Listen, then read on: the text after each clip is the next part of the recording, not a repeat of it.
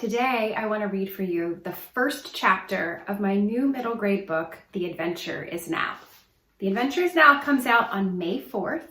It's the story of Milton P. Green, a boy who has had the most totally, terribly, horribly, heinously rotten year of all time, and the summer that he spends with his environmental researcher uncle on an island in the middle of the Atlantic, an island that turns out to be full of fantastical plants and animals, and an island where a treasure is hidden that Milton has to find in order to save the island from an unnamed peril, along with the help of some friends. So this year, Macmillan is not making paper arcs. So I'm going to be reading to you from this printed out version of the story that I used to edit. And it starts with a quote from Henry David Thoreau, because a big theme in this story is environmentalism and living in the moment. So the quote says, "Now or never, you must live in the present, launch yourself on every wave, find your eternity in each moment. Fools stand on their island opportunities and look toward another land. There is no other land. There is no other life but this." And then we go to chapter 1. A letter from Milton P. Green. On June 3rd of the most totally, terribly, horribly, heinously rotten year of all time, a letter was delivered to Milton P. Green's house. The envelope had probably been white once, but now it was a sort of phlegmy green, and it was covered in about 100 stamps. That letter had traveled a long, long way. Only moments after the letter's arrival, a bus pulled up at the corner. And even before the doors could fully open, Milton P. Green squeezed himself out onto the sidewalk and took off running.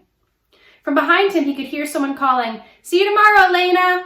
"Bye, Nico," someone else shouted. "So long," Milton hollered over his shoulder. "Until we meet again."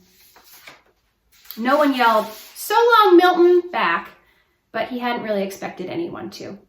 Milton had been practically so longless for the entire most totally, terribly, horribly, heinously rotten year of all time, and completely so longless since the bird brain incident.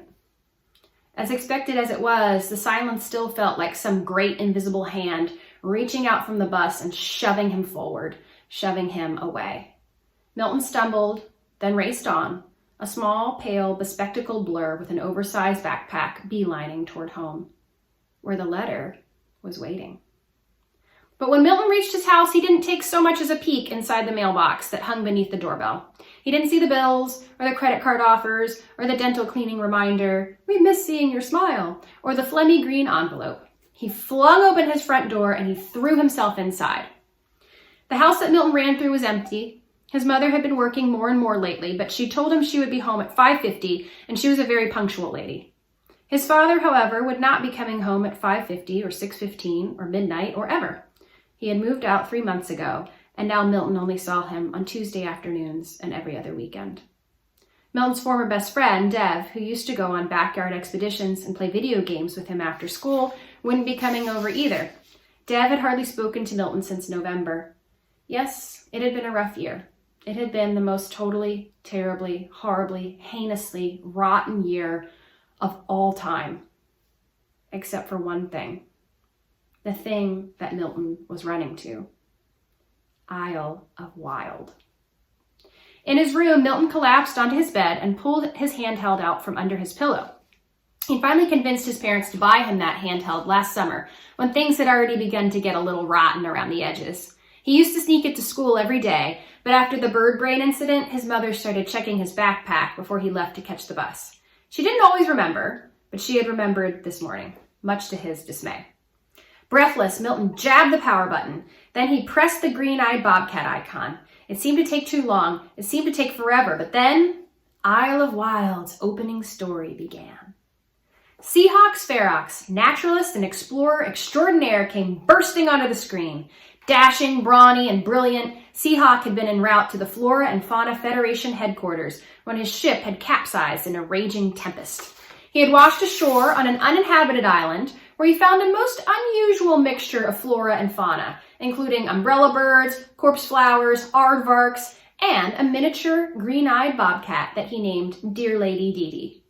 Instead of trying to escape from the island, Seahawk, somehow still sporting his signature straw hat with a peacock feather tucked in the band, had opened his somehow not waterlogged field journal and set off into the underbrush with his new feline friend. On the handheld screen now, Seahawk was leaping out of a towering redwood, Dee Dee perched on his shoulders, binoculars around his neck. "The adventure is now," he cried, his voice deep and booming and chock full of awesomeness. "The adventure is now," Milton agreed, "and boy am I ready." And with a lung-emptying sigh of relief, Milton shed his skinny, bespectacled, bird-brained, unso-longed, soon-to-be-divorced parented skin and became Seahawk, dashing, brawny, and brilliant. It was the best feeling he'd had all day. He didn't know that 20 feet away, a message from another island was waiting, the Lone Island.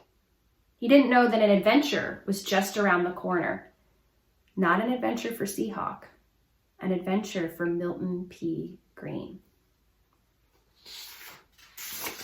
So the rest of the book tells about that adventure that Milton goes on, that adventure in the real world on this island called the Lone Island, and all the plants and animals that he meets in real life, and all the journeys and adventures that he gets to go on with some friends who don't say so long, but who say hello, and all the changes that he goes through on this magical adventure.